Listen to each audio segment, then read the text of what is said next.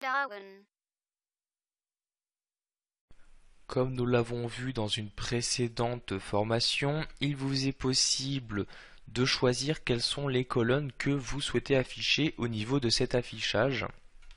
Donc, si vous souhaitez masquer une colonne en faisant clic droit dessus et vous avez ici masqué la colonne, ou à l'inverse si vous souhaitez en insérer une nouvelle ici, avec donc la possibilité d'ajouter une nouvelle colonne à cet endroit-là. Eh bien, dans cette formation, nous allons voir ce qu'on appelle les tables. Donc, les tables, en fait, c'est tout simplement une série de colonnes enregistrées sous un nom qui vont vous permettre donc d'afficher rapidement et de changer donc également rapidement toutes les colonnes qui s'affichent pour une tâche.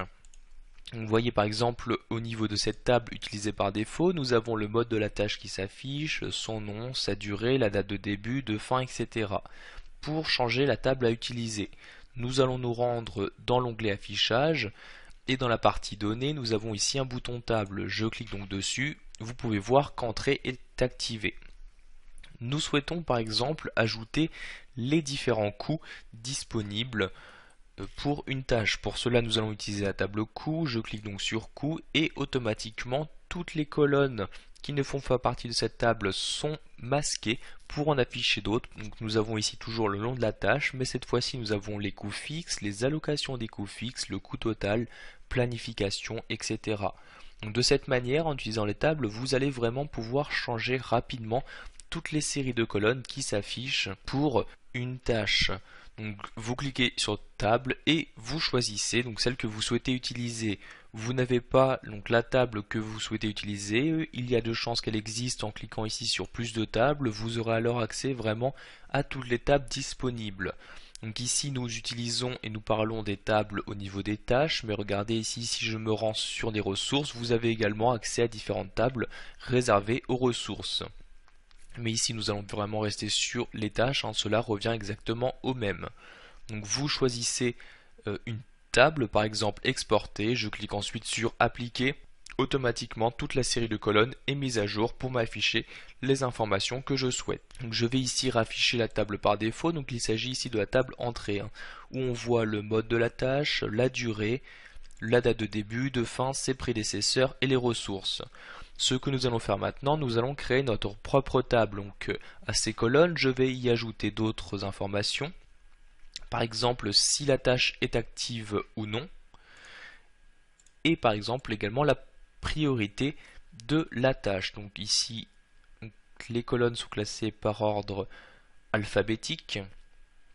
Donc je clique ici sur priorité pour insérer la colonne correspondante. Donc ici toutes les valeurs je les ai laissées par défaut, rien ne m'empêche de les modifier comme je le souhaite.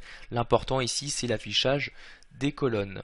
Donc je veux maintenant enregistrer cette table donc, qui m'affiche ici toutes ces colonnes donc de la table entrée et les colonnes actives et priorité en plus. Donc pour enregistrer cette série de colonnes sous une nouvelle table, vous sélectionnez table et vous cliquez ici sur enregistrer les champs comme nouvelle table. Il vous reste alors à choisir le nom que vous souhaitez lui donner. Par exemple, je vais la nommer perso. Je clique ensuite sur OK. Nous allons vérifier que ceci a fonctionné correctement. Pour cela, je vais tout d'abord changer l'affichage d'une table. Donc je mets par exemple la table des coûts. Donc ici, je ragrandis encore une fois l'espace réservé pour ces colonnes. Si je retourne dans table, donc vous pouvez voir ici qu'une catégorie personnalisée apparaît. À l'intérieur, nous avons bien la table perso. Je clique dessus pour l'afficher. Je regarde les colonnes qui apparaissent. Donc il y a bien les colonnes par défaut. Et en plus, si je me rends plus à droite, il y a bien la colonne actif et priorité qui ont été affichées. Donc vous allez vraiment pouvoir de cette manière choisir précisément quelles sont les informations que vous souhaitez afficher pour chacune de vos tâches. Voilà, vous savez maintenant pourquoi et comment utiliser les tables dans Project 2010.